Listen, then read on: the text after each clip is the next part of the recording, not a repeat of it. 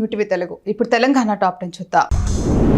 రాష్ట్రంలో గోశాలల అభివృద్ధి నిర్వహణ విధానంపై జూబ్లీహిల్స్ నివాసంలో అధికారులతో సీఎం రేవంత్ రెడ్డి పశుసంవర్ధక శాఖ మంత్రి డాక్టర్ వాకిటి శ్రీహరితో కలిసి సమీక్షా సమావేశం నిర్వహించారు. ఈ సందర్భంగా ముఖ్యమంత్రి మాట్లాడుతూ సమగ్ర గో సంరక్షణ విధానం రూపొందించాలని అధికారులను ఆదేశించారు.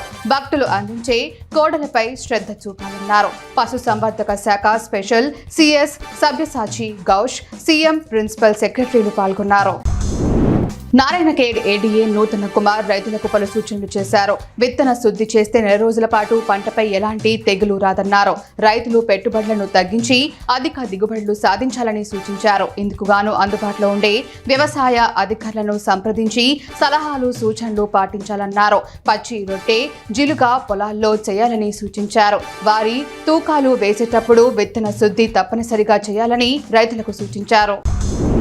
మెదక్ మున్సిపాలిటీలో చిల్డ్రన్ పార్క్, ఎమ్మెల్యే క్యాంపు కార్యాలయం ఏరియా, వివిధ వార్డులను కలెక్టర్ రాహుల్ రాజ్ అధికారులతో కలిసి విస్తృతంగా పరిశీలించారు. ఈ సందర్భంగా ఆయన మాట్లాడుతూ ఎమ్మెల్యే మైనంపల్లి రోహిత్ రావు కృషితో మున్సిపాలిటీ అభివృద్ధికి CDME గ్రాంట్ ద్వారా భారీ ఎత్తున నిధులు మంజూరు అవుతాయన్నారు. మున్సిపాలిటీ అభివృద్ధికి సమగ్ర ప్రణాళిక ద్వారా ప్రతిపాదనలు తయారు చేయాలని ఆదేశించారు. మహబూబాద్ జిల్లా కొత్తగూడ మండలం ముష్రీం గ్రామ పంచాయతీ పరిధిలో తండా సమీపంలో 3,50,00,000 రూపాయలతో బ్రిడ్జి నిర్మాణ పనులు చేపట్టారు. డైవర్షన్ రోడ్డు లేకపోవడంతో 5 గ్రామ పంచాయతీ రాకపోకలకు అంతరాయం ఏర్పడింది. రైతులు పొలాల వద్దకు వెళ్లాలన్నా ఇబ్బందికరంగా మారింది. దీంతో డైవర్షన్ రోడ్డు పోయాలని రైతులు ఆందోళన వ్యక్తం చేశారు.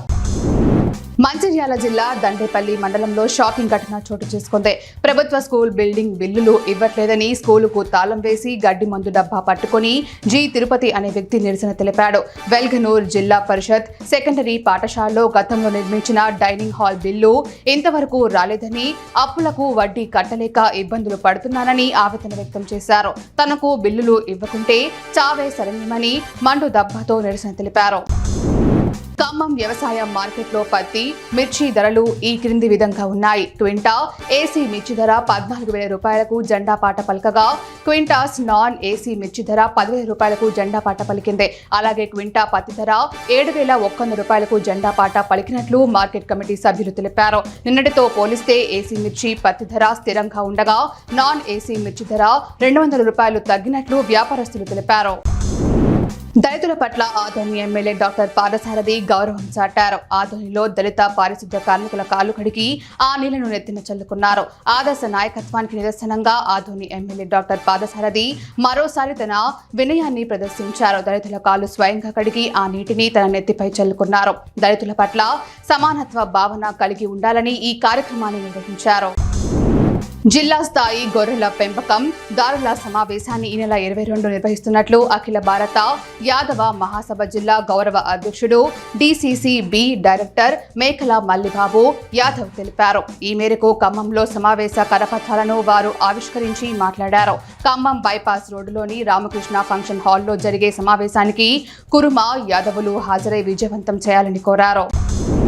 హైదరాబాద్ బేగంపేట ఎయిర్పోర్ట్లో బాంబు బెదిరింపు కలకలం సృష్టించింది. గుర్తు తెలియని వ్యక్తులు మెయిల్ ద్వారా బాంబు పెట్టామని హెచ్చరించడంతో భద్రతా దళాలు అప్రమత్తమయ్యాయి. Telangana special protection force, CISF ఇతర బలగాలు రంగంలోకి దిగాయి. ఉద్యోగులు సిబ్బందిని బయటకు తరలించారు. స్నిఫర్ డాగ్స్, బాంబ్ స్క్వాడ్ ద్వారా తనిఖీలు చేపట్టారు. సైబర్ క్రైమ్ అధికారులు దర్యాప్తు ప్రారంభించారు. మహబూబ్ నగర్ రూరల్ CI గాంధీ నాయక్ తనకు న్యాయం చేస్తానని నమ్మించి ₹1,00,000 తీసుకున్నారని, 5 ఎకరాల భూమి తన పేరు మీద రిజిస్ట్రేషన్ చేయాలని బెదిరిస్తున్నారని బాధితుడు రవీందర్ రెడ్డి ఆరోపించారు. నాంపల్లిలోని రాష్ట్ర మానవ హక్కుల కమిషన్ను ఆశ్రయించిన ఆయన గాంధీ నాయక్ తనపై అసత్య కేసులు పెట్టాడని, ప్రాణహాని ఉందని పేర్కొన్నారు. ప్రభుత్వ చర్యలు తీసుకోవాలని విజ్ఞప్తి చేశారు.